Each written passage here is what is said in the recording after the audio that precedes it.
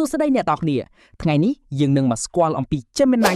3.5 Live Translate ដែលជាបច្ចេកវិទ្យា AI ថ្មីរបស់ Google សម្រាប់ជួយបកប្រែការនិយាយពីភាសាមួយទៅភាសាមួយទៀតបានយ៉ាងរហ័សច្រើននៅក្នុងពិភព React ដូច្នេះវាពិតជាសំខាន់ដែលអ្នកយល់ពីអ្វីទៅជា JSX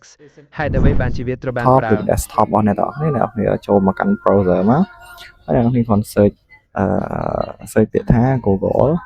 AI Studio អញ្ចឹងនៅក្នុង Google AI Studio អ្នកអាច click ពីលើវាមកហើយពេលមកដល់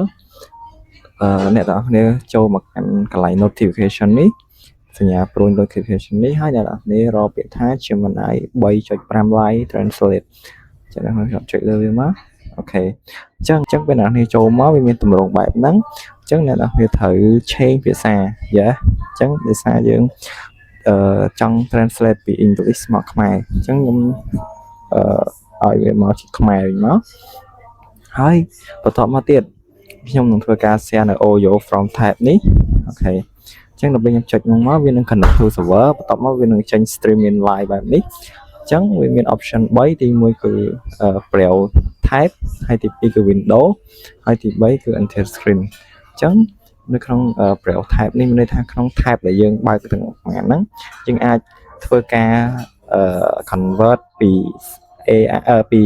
ភាសាមួយទៅកាន់ភាសាខ្មែររបស់យើងមកអញ្ចឹងសម្រាប់ខ្ញុំមើលទៅលើ YouTube អូខេ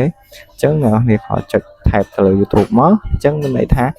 ពេលដែល YouTube នឹងមានសម្លេងនៅភាសាណាមួយវានឹងបកប្រែសម្លេងហ្នឹងទៅជាភាសាខ្មែរអូខេអញ្ចឹងខ្ញុំគ្រាន់ចុចពាក្យថា share វាមកហើយវានឹងនាំអ្នកនរគ្នាមកកាន់ YouTube នៅពេលដែលអ្នកនរគ្នា play នៅវីដេអូហ្នឹងវានឹងបកប្រែជាភាសាខ្មែរបែបនេះហើយអ្វីបានជាវាត្រូវបានប្រើតោះចាប់ផ្ដើម Java Script